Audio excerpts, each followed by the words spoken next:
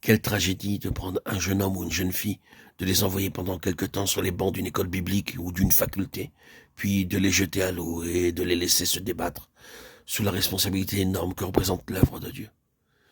Cet arrière-plan expérimental d'une histoire secrète avec Dieu, arrière-plan si indispensable au ministère, ils ne l'ont pas. Comment affronteront-ils les armées de Satan qu'ils vont avoir devant eux au grand complet? De deux choses l'une. Ou bien ils seront écrasés, ou bien ils perdront leur idéal et descendront au niveau des compromis. Qu'on ne s'y trompe pas, attendre, ce n'est pas perdre du temps. Dieu cherche à nous faire passer par les profondeurs. Il peut sembler que nous sommes victimes d'un ajournement sans utilité, mais nous aurons bientôt la réponse à nos pourquoi. Quelque chose est en train de se passer qui va faire de nous des ministres de la Nouvelle Alliance. Ce n'est pas une préparation académique, ce n'est pas un examen d'école, c'est le développement d'une histoire secrète entre Dieu et nous. Tu es mon fils bien-aimé, annonce le Seigneur. Le Seigneur Jésus lui-même a connu cette expérience. Lorsqu'il sort de la vie privée et paraît en public, face au ciel, à la terre et à l'enfer, le Père dit d'une part, tu es mon fils bien-aimé, et d'autre part, celui-ci est mon fils bien-aimé. Il attire l'attention des hommes sur celui qui l'approuve. Ces deux paroles sont l'aboutissement de 30 ans d'histoire secrète entre Dieu et lui.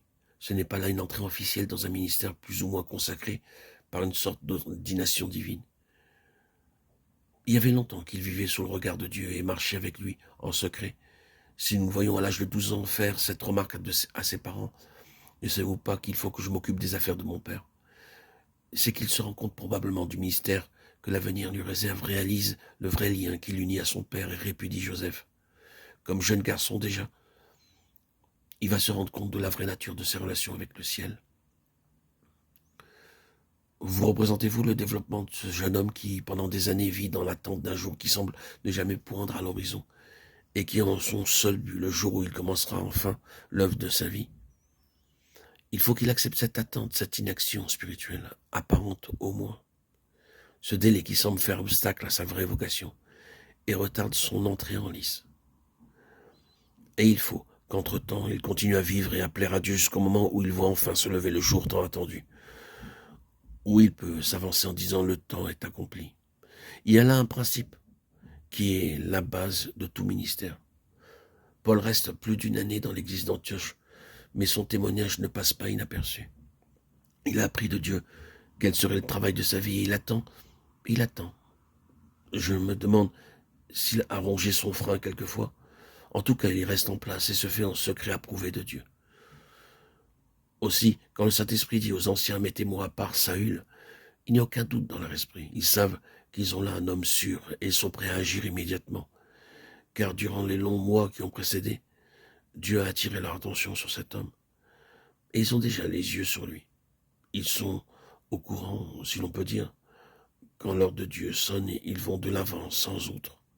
Il leur impose les mains et les laisse partir. Ainsi donc, ce ministère n'a rien du ministère professionnel tel qu'il est organisé de nos jours. Il est le dénouement d'une histoire secrète entre l'homme et Dieu. Il lui faut cette préparation. Il ne peut être effectif que dans la mesure où son message a été forgé en secret, au feu de l'expérience et dans l'intimité de Dieu. Gardez-vous de secouer ce joug divin pour entrer plus tôt dans votre ministère. Le caractère de ce serviteur est maintenant formé. Dans son ministère, c'est Christ qui transparaît partout.